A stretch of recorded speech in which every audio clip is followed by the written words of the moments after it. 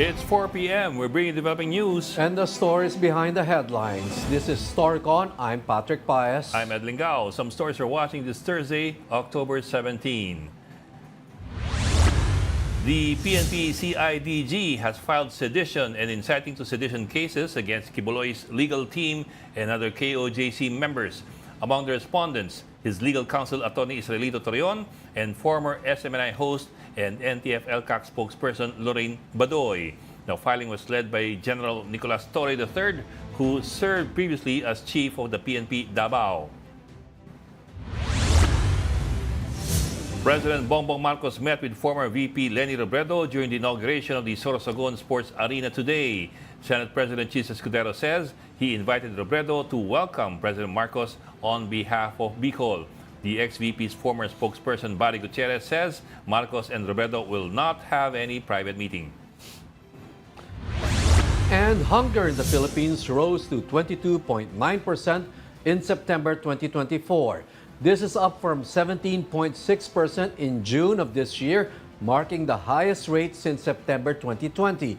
The 2024 average so far stands at 18.2%, significantly higher than the 2023 average of 10.7%. A lot of math there, no? And joining us today, STORYCON's resident political pundit in all his freshness, Tito Ronald Llamas. Magaling ka na. Magandang hapon. And from the Philippine Star, Editor-in-Chief Amy Pamintuan, live from Parañaque. Yan. Good Hello, Amy. afternoon, Naingit tuloy si Ami. Oh. Mas fresh sa akin si Ami. Mas fresh yan. Oh, ano headline ng Star? Si Patrick o Ami, oh. Hi, Oo Amy. nga. Nadagdagan ko lang yung sinabi niyo kay Kibuloy, ni-reject ng Pasig Court yung request for hospital arrest, ha? Yung petition, yung kay Apollo Kibuloy. Oh, okay. Tapos yung isa pang malaki, sabi ng mga senador, ano ba naman daw? Well, in so many words, ha? Wala yatang kayong sila Senator Bato na mag-conduct ng sariling investigation. Parallel probe, kaya magiging baka magkaroon ng Committee of the Whole ang Senate. But Although I ewan imagine, ko kung magkakaroon pa ng oras yun, ano? Magkakampanya na eh. but, Amy, no, I imagine that ang magiging usap-usapan itong pagkikita ni PBBM at Yes. saka ni VP Leni Although sa Bicol. walang ano eh. So- Mukhang, ewan ko kung merong pang ibang pinag-usapan, ha? Baka may balita ka, Ronald. Ba't may kasabay na statement na hindi naman daw sila mag-uusap? Oo. Oo. Parang pala statement ba yun? Nasa dulo yun. No? Parang may pahabol, eh, no? But you know, this is so pregnant with a lot of meaning then, ano? They don't really have to Yeah. say much. I mean, the mere photo. A picture paints 1,000 words. Yes, so ganun nga eh, di ba? Especially Yes. kung babalikan natin yung mga, well, yung naging palitan ng dalawa, or at least there were some very harsh words coming from the Vice President, the former Vice President. Pero mas harsher yung words ni Isko at saka ni Manny Pacquiao. Yun. Kumpara kay Leni. Nung kampanya, nung nakarang kampanya, di ba? Pero at least si Pacquiao kasama na ngayon sa slate. Ito naman si BBM, ano? Parang I understand na during the campaign, he stuck to a no-negativity campaign, in the last campaign. So ayaw niya At saka yung magsalita ng isang spokesperson ni Leni, nasa DILG na, di ba? Right. Oh, Yes. hindi lang yun. I see a Pero lot of new naunahan na appointments sila, that no? belong Naunahan to the na si other political BBM side. Yes. ng mga Duterte. Remember? So, Nauna na si Sara Duterte doon ng Peña Francia, remember? Right. At nag-meeting sila for 1 hour. pero Remember? Sa bahay ni Leni pa, ha? Hindi kaya to bagong unit team. Ronald, tanungin natin mamaya sa'yo kung may namumuong bagong unit team. Practically, parang, di ba? I doubt it.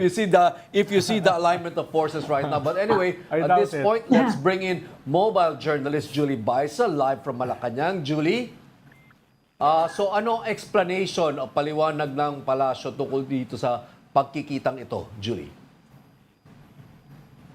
Yes, PP. Actually, ang sabi nga ng PCO, si SP Escudero talaga yung nag-imbita kay former VP Robredo na dumalo nga doon sa festivities at sumalubong sa Pangulo bilang isang Bicolana. Kasi ang mangyayari daw sana, kung may mga nagtatanong bakit hindi sila nagsama sa iisang stage, supposedly daw magtatabi-tabi sila sa stage at manonood pa ng programa si former VP Leni. Pero meron daw kasing event na kailangan daluhan si Robredo sa Naga. So she decided to wait for the president na lang bago umalis. At saka doon na nga lang sinalubong sa may holding area. Kasi ang sabi ni SP, ayaw daw naman ni VP Leni nung kumbaga eksena, no? So, kaya ang nangyari, sinalubong lang niya and then umalis na si VP Leni right after dumating din si BBM at nasa lubong doon sa event. Ang tinanong natin si Attorney Barry Gutierrez kung ano nga yung reason kung nang pagpunta ni VP Leni. Ang sabi niya, binabalik lang din naman daw ni VP yung suporta doon kay Escudero kasi sinusuportahan nga niya yung Naga. Aside from Robredo, inote din natin kasamang sumalubong kay PBBM si dating Senador Bam Aquino. Briefly lang daw na nagbatian, sabi ni SP, wala daw naging pag-uusap. Pero for him, ang interpretation ni Escudero dyan, parang naghihilom na daw yung mga hindi pagkakaunawaan. Kasi ano man daw yung nangyari, politika lang naman before and hindi naman daw personalan. Pero Julie, that's from Chis Escudero. Pero ayon sa kampo ni Leni, naghihilom nga ba? Tinanong ko sa Attorney Barry actually kung may meeting ba after. Ang sabi niya, nasa isang event lang daw sila sa Sorsogon. Yun lang yung activity. So parang walang private meeting before or after the event. So just to be clear, so sumalubong lang si Leni kay BBM, nagkamayan at nagbatian at wala nang usapan. Ganun ba? Is that correct? Walang naging pag-uusap. Nothing at Wala all. din daw meeting na nakaschedule. Pero ang alam ko Julie, dyan, Ronald, punta doon kasi nakikita ko ngayon kasama sila Camille Villar, si Tito Soto, mga nasa lineup yan ng administration for the Senate eh. Parang informal start na ba to ng kampanya? Actually, si Camille Villar, hindi nga lang po isang beses na kasama siya sa mga event. Kasi even before nagpunta sa mga event sa Tarlac, ini-introduce na rin talaga siya ni BBM.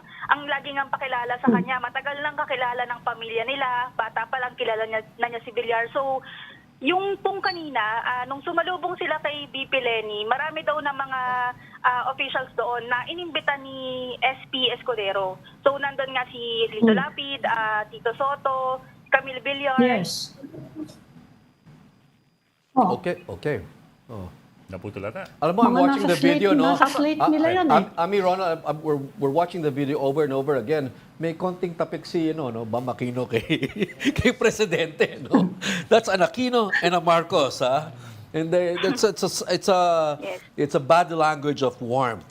At saka, I mean, alam mo naman, Ronald, kung ikaw si Senator Chis Escudero, kung alam mong awkward yung magiging pagkikita, hindi mo pagtatagpuin. Yes. Di ba? Alam mo, ganyan yan, di ba? Ami, kung alam mong meron pa dyan na Alam niya namamagitan, magkakaibigan. iiwas mo yung dalawa. Pero in this case, hindi sila iniwas. Pero value added din kay Senate President Chis Escudero na kaya niyang gawin yon. Well, yes. But if it was bound to cause some offense on one side or the other, he wouldn't do that. Yeah. So he had to know for a fact that it's all okay. Yeah. It will be all okay. Lalo na, yung personality naman ni President Bongbong ay gano'n naman talaga. Very friendly. Di ba? Yes. Although, Yes. Ronald, correct me if I'm wrong, kasi yung younger generations, ang pagkakaintindi ko sa Aquino and Marcos clans, pareho sila, both sides nagsasabi, hindi sila nag-aaway eh. Tama ba yon? Yung pagkakaintindi namin kahit nung panahon nila Noynoy, yun ang pagkakaintindi namin. Noynoy and Bongbong, I understand we're on friendly terms. Tama ba yung perception namin? Noynoy and BBM. I'm not sure about Noynoy, pero Ayun. si Mar Rojas, nung panahon ni Pinoy, ay friendly kay BBM. No? At kahit kami noon na nasa cabinet, ay halimbawa, nung kinausap namin si BBM, ako at si Barry Gutierrez, tungkol doon sa postponement ng ARMM election na ayaw ilabas ni Chis Escudero, ni Mig Subiri sa kanyang committee, ang pumayag maglabas ay si BBM. At kinausap din namin siya tungkol dun sa aming housing bill na naipit sa committee niya. Nilabas naman niya kagad. So medyo madali siyang kausap kumparado sa iba. No, na yung lines between opposition and administration must drawn out, no? And of course, there In was fact, nung namatay si Cory, nung burol, I remember, I don't know if you remember that, Bumisita. Eden Patrick, Yung magkapatid. pumunta si Amy Marcos Oo, sa wake. Kasi that was a very big photo noon na nakatingin si Amy dun sa casket. Yung lamay ni Pinoy. Dumalo yung, I think, magkapatid o yung presidente. And if we will remember, Ami, no, si Julie siguro hindi na natatandaan ito. Long time ago, bata pa si BBM at bata pa si Chris Aquino. Di ba? Meron silang TV interview na ginawa together at Chris Aquino's show. Yes. So may ganon. But you were mentioning, Ronald, on the part of Noy Noy, may konting natitira pang ano. Yes. Yes, dahil Sa kanya, on his side, on his part. dahil lumaki siya na nakakulong yung Siya kasi kanyang yung panganay. tatay sa Fort Magsaysay, no? Kaya hindi pa niya nakakalimutan 'yon. At si Pinoy kasi, unlike her sisters, medyo nagtatanim yan No? Farmer. Kaya kanina Alaska ko siya madalas Tawag ko sa kanya farmer. Farmer. Nagtatanim, no? Hindi niya nakakalimutan yung mga alita namin. Pero Ronald, the members of the opposition who are critical, or very critical of the Marcos administration, of Ferdinand Sr. and Jr., how do you think they would react to this? Do you think this would be acceptable to them? Well, naubos na kasi yung halimbawa Liberal Party No, naubos But na that's yan a party. I'm talking about whatever party you belong to, those who are critical of ano. Like who? Dahil karamihan sa Liberal Party nasa administration No, ang natira na lang ay mga anim. Iko. Bago natin pagpatuloy yan, Ed, pakawala muna natin si Julie Baisa. Yes. Julie Baisa, maraming Thank you, salamat sa Julie, oras mo. Yeah. At Thank you po. Yeah. At karamihan sa kanila nasa administration, katulad ni Boy Umali, katulad ni Kimbo, no? Umalis naman si Kimbo sa lumipat Liberal naman siya. Party Oh. ditong past few months lang 2-3 months ago. So karamihan sa Liberal Party ay either lumipat na sa administration, political parties, o yung natira na Liberal Party ay kasama sa majority sa House. Kaya Okay. yung ganung klaseng antagonistic relationship medyo But Ronald, the most obvious elephant in the room is the fact that now we're seeing this administration medyo confronting the past administration. It's the Marcos and Duterte dividing Mas line. marami silang That's probably differences. causing the toll. Mas marami silang differences ngayon kesa dun sa traditional opposition. Halimbawa, yung traditional opposition. So that's helping the traditional opposition warm up or warm up a bit at least, sabihin natin, with this administration. It's a cup half full, half empty. Halimbawa, foreign policy, no, anti-drug campaign, no, criminality, no, etc. Medyo magkalapit yung posisyon. Pero halimbawa, nung pinropose ni Senator Sonny Trillanes na mag-guest candidate yung opposition sa administration slate, tinanggihan ni Lenny, ni Laila, at saka ni Risa. Ibig sabihin, para sa kanila, meron pa mga issues na unresolved or medyo magkahiwalay pa rin. Lalo na yung history ng Marcoses. So, Okay, you talk about the history of the Marcoses, but is this something that's parang, maybe holding back the opposition if they're imprisoned by that history?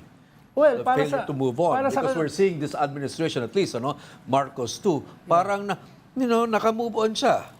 Yes, pero para sa kanila at saka sa kanilang base, o at least substantial part ng kanilang natitirang base, ay issue pa rin yun. Hindi ba kailangan mag-move on na rin itong base na to? Because yung kinakatakutan na pag nanalo si Marcos, it would be a pro-China policy, magkakaroon ng dictatorship and all that. We're not seeing any of that. The worst fears of the traditional opposition has not come to pass. Yun yung balancing act nila dahil yung usapin nga ng foreign policy, usapin ng anti-EJK, no? Medyo magkalapit sila with the administration, lalo na itong mga investigations sa Quad tsaka sa Senate, no?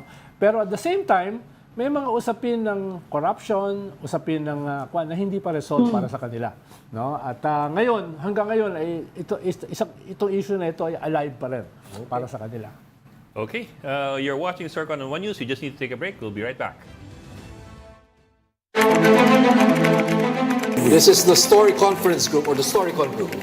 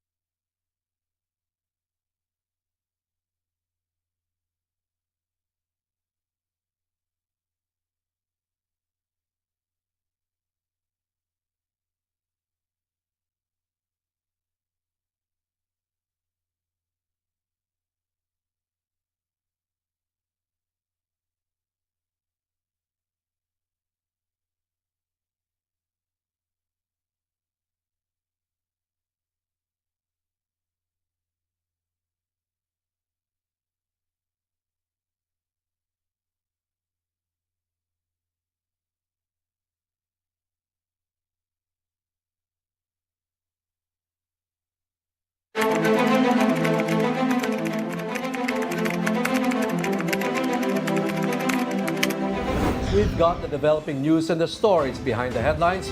Welcome back to the Story Conference. I'm Patrick Paez. I'm Ed Lingao, and still with us, Amy Pamintuan of the Philippine Star and Tito Ronald Llamas, our resident political pundit.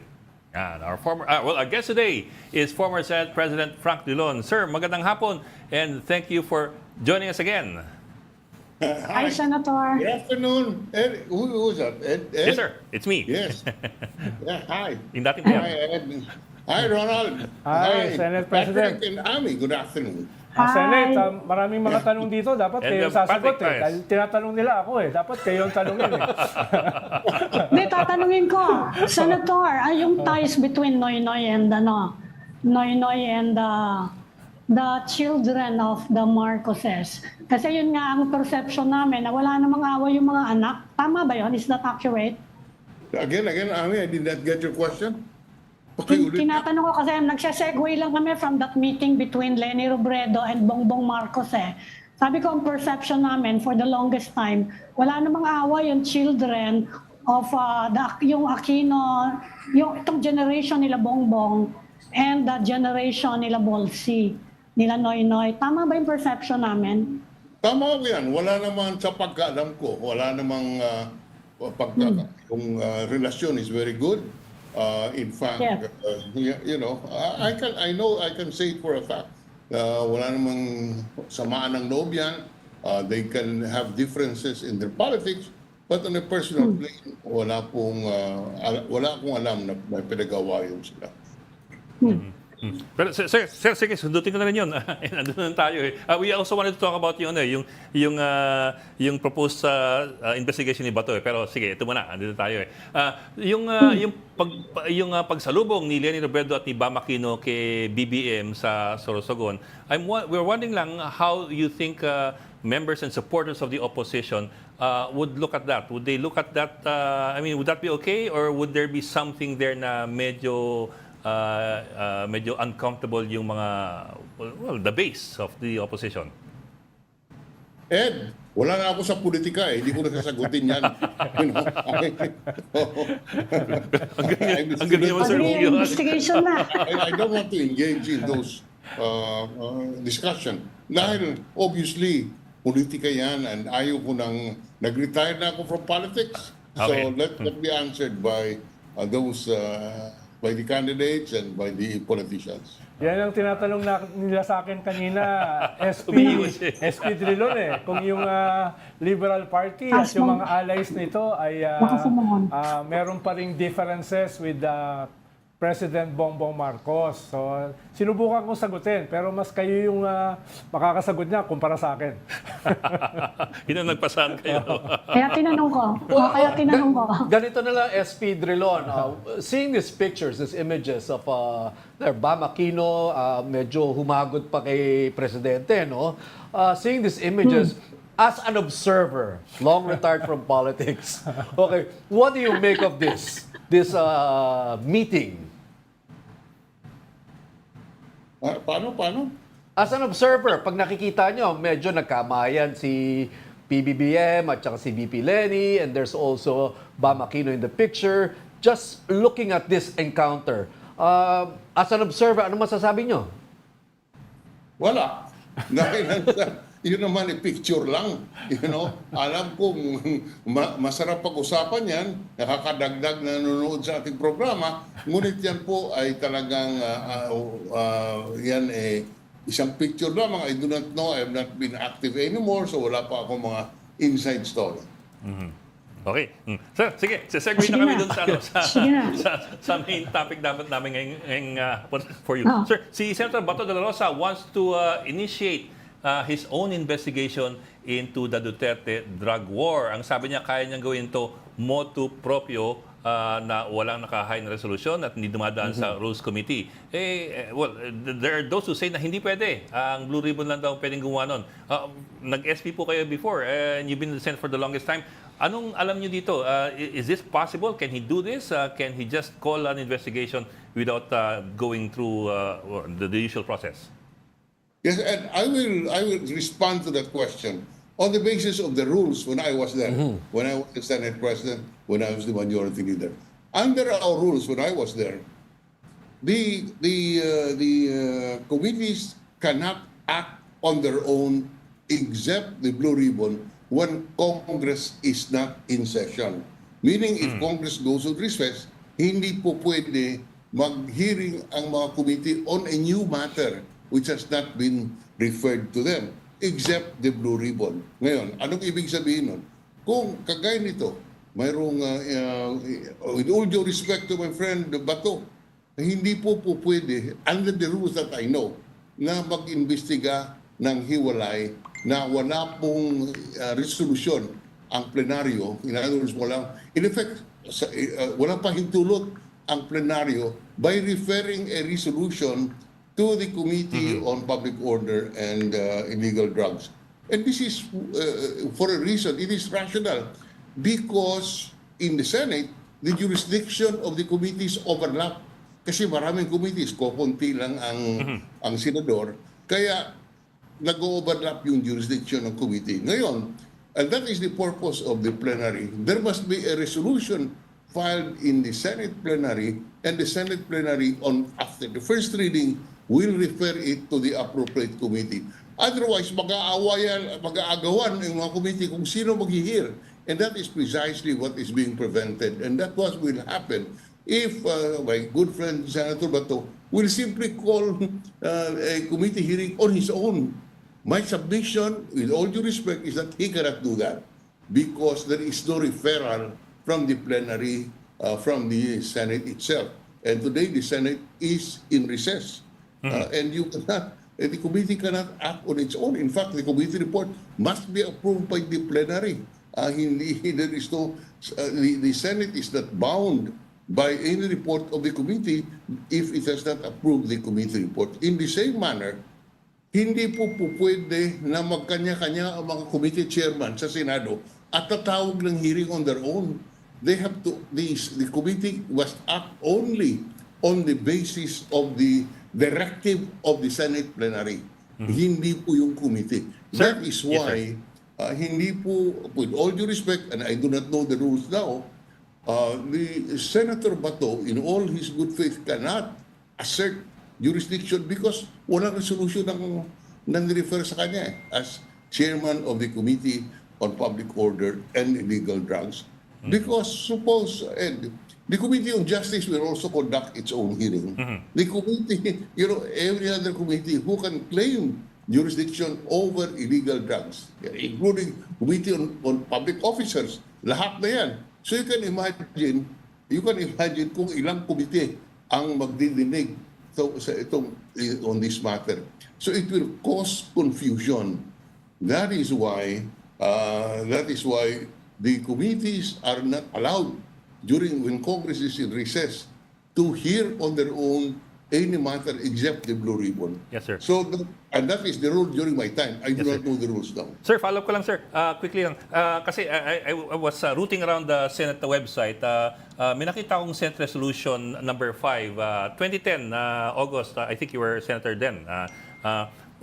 Rules of procedures governing inquiries in native legislation. I'd like to ask you if this is applicable kasi baka mamaya hindi pala applicable eh. Section 2, initiation of inquiry. Inquiries may be initiated by the Senate or any of its committees if the matter is within its competence or upon petition filed or upon information given by any senator or by any person not a member thereof. I'm wondering lang if that's applicable in this case, and if it is so applicable, then wouldn't this allow Bato to initiate an inquiry? I'm sorry, I have not reviewed the rules. I'm just, you requested me to sit in this interview in 15 minutes. I had no opportunity to Yes, sir. review the Yes, rules. sir. I am talking of my experience when I was Senate President and as President of the Senate. Senator I followed the Drilon. rule that except for the Blue Ribbon, when Congress is not in session, a committee cannot on its own call a committee to a meeting, to a session, and act on a matter. Otherwise, mag-aaway-aaway yan. You can have several committees hearing the same issue and will have conflicts. Yes, sir. That makes sense, The ma'am. rule of Yes, sir. order. Senator, I just wonder whether some ethical rules apply here when a senator is asking for an investigation or a hearing that actually He's accused of. he may be involved in to begin And he with. admits to being the brainchild of the program. Ganon, yun. Diba? Under normal circumstances, something like a rule on inhibition would have to apply from our unlearned understanding of things. The rule on inhibition is addressed to the senator. They must decide for himself. He must decide for himself, or she must decide for herself whether or not there is a conflict, and he should not handle or attend the hearing. That is addressed to the discretion of the senator. Okay, There is doesn't the Senate President have a say on this matter, for example? Can he require the senator, for example, okay, we'll investigate, but you can't sit in there? You cannot prevent. The Senate President has no power on that point. The senator can sit as if he wants to, but he must. He will then be responsible politically and will have to answer on that shortcoming in the next election. But the Senate President cannot say, you cannot sit there. Okay. So it's all entirely voluntary. All the senators have an equal mandate with the Senate President. Pero SP, meron bang ganyang precedent na yung senator na involved dun sa issue ay siya mismo yung nagpatawag ng hearing? May ganun bang nangyari na ini-invoke lamang ay delikadesa? Nasa Senado, walang ganung nangyari. And maybe, I will make through your program this appeal. Huwag naman, masisira kayo dyan. Masisira ang Senado in the perception of the people. If Senator Bato, who is my good friend, will conduct an investigation of the drug extrajudicial killings when he was mentioned as part of that setup, of that difficult. So, pangit po para sa Senado at masama po ang perception ng tao sa Senado kung itutuloy po ni Senator Bato ang kanyang balak na ipatawag ang dating Pangulong Duterte at imbestigahin tungkol sa extrajudicial killings during the drug war because nabanggit po ang pangalan nilang dalawa doon sa House Committee hearing. So, for Senator Bato to lead the investigation pangit po tingnan sa publiko at ang talo po dyan, the Senate is as an institution. We lose its credibility. And Senator, ang alternative na pinapropose, mag-committee of the whole. Pero ano yung feasibility nun? At this point, after the recess, magko-committee of the whole daw. Yun ang pinapropose nila, imbis na si Senator Bato will be handling the investigation. Yun ba feasible yun at this point, magkakampanya na, saka gaano kahirap ba mag-investigate ang committee of the whole? I mean, they all have to be there, di ba? Those are theoretical questions, Ami. Well, the committee of the whole can only be convened after the Senate comes back from its recess. Yes. You cannot act as a committee of the whole during the recess because a committee of the whole to be constituted would require a vote of the senators in session. Kung in session, how do you form a committee of the whole? Pwede po yan. A committee of the whole is a good compromise in this, but it can only be done after the Senate resumes its session. Hindi po pwedeng may committee of the whole during the recess. Dapat hintayin na magkaroon ng regular session. Kasi ang binibigay na rason nila Senator Bato and Senator Bongo, kung nandun daw silang dalawa, mas malaki daw ang tsansa na haharap si President Duterte. Yun ang sinasabi nila. Ayaw daw ni President Duterte, of course, to face the House. Yes. But the credibility of the Senate as an institution is at stake. Hindi po, wala na pong ibang kapalit dyan. And I call on the leadership. Ako po, 24 na taon sa Senado, kaya I have a certain interest in maintaining the credibility of the Senate. At kung si Senator Bato at si Senator Bongo ang magtatanong, mag-lead ng investigation kay dating Presidente Duterte, hindi po ba niniwala ang taong bayan na ito po'y in aid of legislation? Hindi po ba niniwala ang taong bayan? Dahilan po, kung kanilang mga pangalan, nabanggit po dun sa hearing in the House. So, sa akin po, for the sake of the Senate as an institution of democracy, huwag na dapat ituloy ito. But of course, sila ang mga senador, that is addressed to their will, to their discretion. Wala pong makakapigil sa kanila. Ako po I'm expressing an opinion as a former Senate President, as one who has stayed in the Senate for 24 years and cares about the credibility of our democratic institution. Mawawala po yung credibility na yan if kung ituloy po itong plano ito. Parang hindi naman primary yung concern nila dun sa Senate as an institution SP Drilon, no? Unfortunately. Okay, but Senator Drilon mentioned a while ago that they can do that, no? It's within their discretion, pero baka singilin sa eleksyon. Sumayo na yung eleksyon, di ba? So what do you think? Will it cause a backlash? Well, firstly, as I said, they cannot do that. The rules would not allow them to do that. The Senate President should exercise his leadership and tell the concerned senators that's not consistent with the rules. As I said, I'm talking about the rules during my time. Yes, sir. I do not know the rules now. But assuming that from the same set of rules, the Senate President can exercise his judgment and say, we will not allow that because the credibility of the Senate as an institution is at stake. Pero sir, in the end, it will all be voluntary on the part of Bato if he will inhibit or not. That's what I understood from you. In the end, the Senate President can try to persuade him not to sit there as chairman, but in the end... Mukhang may rules Well, the Senate President as far as yung initiating the investigation, pero yung sitting as the chairman and doing conducting the investigation as its chairman, whether to inhibit or not. After the break, no? During the break, hindi niya kayang gawin yun. Yun ang sinasabi ni SP Drilon. Okay. Okay. He can only use his persuasive powers, but he can also having control over the personnel in the Senate and the premises.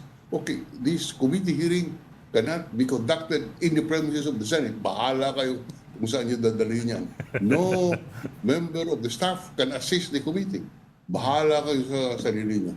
But, you know, because as I said, Senator Bato and Senator Bongo have their own mandates and they can conduct these hearings if they want.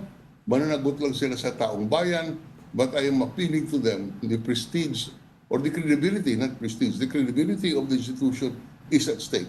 The Senate as an institution of democracy, if they conduct these hearings, notwithstanding the public testimony in the House of their involvement.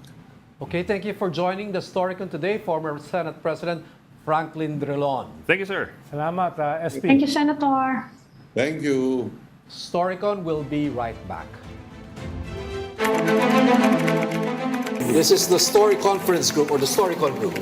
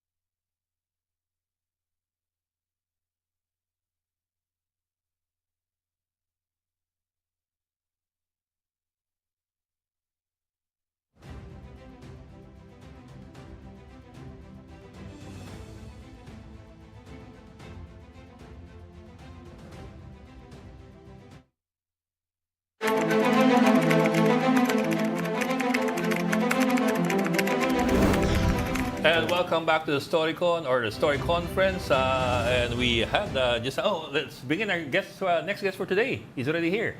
Now we speak to Senator Ronald Bato Dela Rosa. Sir, magandang hapon. And thank you for joining us this afternoon. Magandang hapon and good afternoon sa inyong lahat. Yes, sir. Sir, yung mga Hi, tito, Senator. yung mga tito kompleto dito at pati yung Yes. tita. Okay. But unang tanong na kaagad, yung we just had an interview, Senator, with the former Senate President Franklin Drilon, at ang sabi po niya, hindi daw pwede mag-imbestiga while Senate is in recess. Recess. Sino may sabi? Senator Franklin Sino Drilon. may sabi? Senator Franklin Drilon, at ito daw ay base sa rules ng Senado. Iba ba ang roles ng Senado? Iba ang roles ng House of Representatives?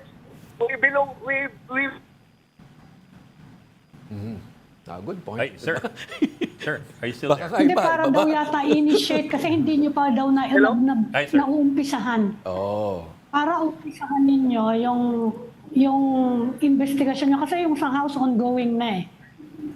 So what's the difference? The difference, I understand, What's the Senator difference? Bato, is that yung sa House investigation, dumaan ng plenary. At nagpatuloy lang during recess. Approve Pero na. ito daw, walang Senate in session na mag-approve in plenary ng investigasyon. I think that's what he meant. Yun po. Well, ang bala ko kasi is motu proprio. Yung ginawa ko ng investigasyon patungkol sa PDEA leaks about drugs. I will continue that investigation. Okay. Ay, sir, so yung PDEA leaks investigation po ninyo hindi dumaan sa Rules Committee? Tama ko ba? Hindi ni-refer sa committee ninyo ng Rules? Hindi. So kayo mismo ang nagsimula. Kasi yung po sinasabi ni Senator Drilon kanina, ni former SP Drilon, ang sabi niya, kailangan sundan ng proseso, at least nung panahon niya, kailangan daw sundan ng proseso na may resolution muna, na isasampa, tapos dadaan sa Rules Committee, ang Rules Committee i-refer doon sa committee na kanyang i-assign para hindi raw magkagulo-gulo doon sa mga komite na mag-overlap. Yun po yung tanda niya sa mga patakaran. Well, titingnan natin, kung kinakailangan talaga ng resolution, then we have to wait for the reopening of session ng Senado. Pero kung yung isang option ko naman na pwedeng i-avail is that continue ko yung aking PDEA leaks investigation, which is still Active. live, no? Ito pa yun Live. terminate. Kuha pa yun. The last thing that we had was suspension only. Okay, ang isa pang punto ni Senator Franklin Drilon ay, to quote him po, pangit na ang magpapatawag ng investigasyon, kayo po na posibleng kasama kayo doon o involved kayo doon sa bagay na iimbestigahan. Nakakasira daw sa credibility ng Senado. Yes, sinasabi ko na nga yan. Kaya nga sabi ko, I was hesitant at first to conduct my investigation in my committee dahil nga lalabas na self-serving. Baka sabihin ng taong bayan, ginagamit ni Bato yung kanyang committee para ituloy yung kanyang sarili. Kaya hesitant ako talaga at first. Pero kung wala na talaga ibang paraan para ma-maintain natin yung checks and balances between two houses, then I think pwede ko ipagpatuloy yung aking pediatric investigation. Sir, bakit po Senator, check and open po balances ba kayo between na mag-committee of the whole? After the recess, sandali lang naman yung recess nyo eh. Pwede ba kayong, open ba kayo, yun ang suggestion ng iba ninyong mga kasama sa Senado, mag-committee of the whole na lang daw? Wala problema. Wala akong problema dyan. Okay ako doon. If talagang questionin nila yung aking motu proprio investigation na suspended investigation doon sa PDEA leaks, then pag-usapan namin. Senator, Nabanggit niyo na nakausap po ba niyo- kay former President Duterte yan, nabalak ninyo at pumayag na ba siya? Kasi kahapon sabi niyo, most likely, he will agree si former President Duterte to appear basta kayo ni Senator Bongo yata nandun. Na-sound out niyo na ba siya, si President Duterte? At Nag-usap payag mo na kayo? siya? Hindi pa nagaling sa kanya officially yung that's only an assumption on my part na kapag ang Senado ang mag-imbestiga, whether or not andyan ako or wala si Senator Bongo, basta Senado ang mag-imbestiga, mas komportable siya mag-attend. Senator Bato, balikan lang sinabi niyo po kanina na parang may checks and balances between the two houses. Nagtataka lamang po ako, bakit may checks and balances between the Senate and Congress? Parehas legislature. Oo, hindi ho ba usually it's a check and balance between, for example, executive judicial, and Congress and legislative. the branches? Bakit hindi ba applicable sa both houses yung checks and balances? Kaya nga, hiwala yung dalawang houses para merong existing checks and balances. But what po do you want to check and to balance in this particular case, Senator Bato? Ano ho yung gusto niyong kumbaga balansin o i-check? Simple lang, no? Nakikita natin na para sa takbo ng investigasyon ngayon ay para bang lumalabas ng pinapaniwalaan ngayon yung mga dating drug lord protectors, sila na ngayon ang hero. Tapos, bilhin na ngayon yung mga pulis na nagsumikap na makahinto ang drug problem sa ating bansa. So, siguro, lalabas man lang yung totoo on both sides, then, tingnan natin na we have to conduct parang investigation. Pero sir, to Tito Ronald's point last week, yung mga tumestigo last week are si Garma, dating police na very very close kay Pangulong Duterte, at si Espinido na dati ring pinuri nung panahon ni dating Pangulong Duterte sa drug war. Kaya nga, nagtataka ka huwag yung Espinido, bakit nagsisinungaling ka na katakot-takot, ang daming kasinungalingan na sinabi niya, baka something is behind. Okay, Senator Bato Dela Rosa, ito po no si Garma at saka si Espinido, hindi ito mga low-level people na I mean, hindi to masasabing medyo malapit sa presidente. How do you feel ho ng mga taong malalapit sa presidente ang parang bumabaliktad ho ngayon? Well, that we have to find out in our own parallel investigation na gagawin sa Senado. Malalaman natin yan. I guess ang tanong ko po, Senator Bato Dela Rosa, do you feel also some pressure na at some point na building up, dahil ito nga si Garma, no, bumaliktad, do you also feel some pressure na may pressure sa inyo na magsalita na rin? Well, the pressure on me is nasa konsensya ko na nakikita ko na sumusobra na yung kasinungalingan na sinasabi dyan sa lower house. Kaya, kailangan natin naman, somehow, tingnan natin sa Senado kung magiging consistent ba yung sinasabi nila.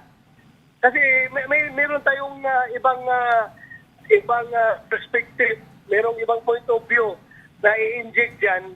So, malaman natin kung just leave us the investigation at you will know. Magmumonitor naman kayo eh. Ganito lang, Senator Bato, ganito na lang. Yung loyalty, tawagin na po nating loyalty po nyo kay dating Pangulong Duterte, no? I mean, hanggang dulo ba to? Kasi nakita po natin, itong malalapit rin dati kay President Duterte, parang nagbago ng tono. Kayo po? Nasa tao yan? Nasa tao lang yan kung yung maging opportunistic ka or bibigay ka sa pressure, baka magbago yung paningin mo. Pero I'm sure I know where I stand. Okay, and where's this, Senator Bato? I mean, will you be with the president, with the former president, all the way?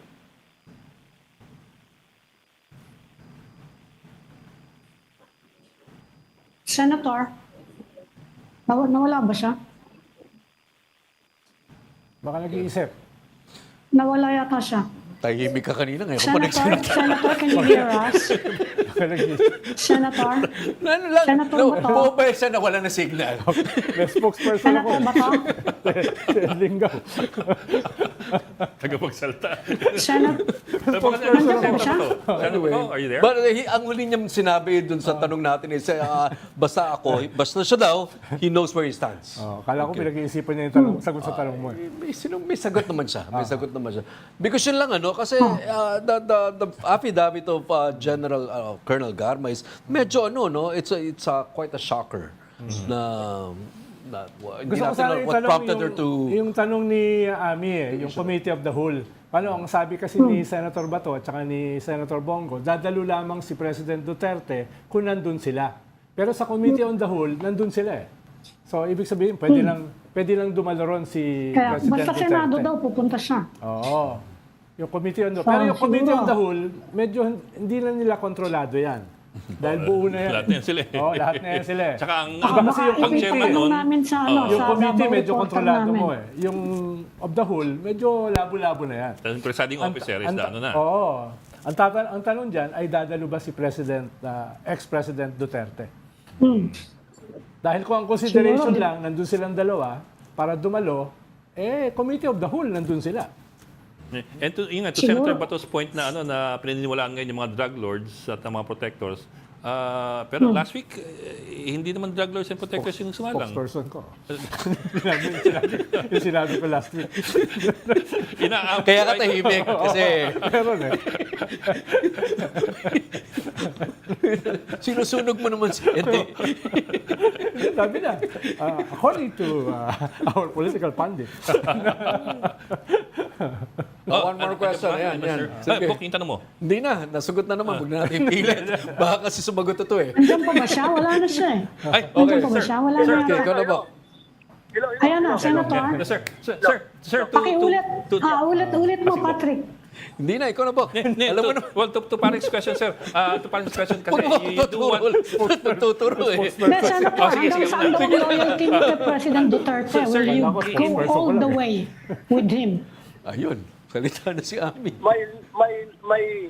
My loyalty sa tao na yan will go forever and ever. Yan, okay. I will sink and swim with President Duterte. Yes, sir. Okay.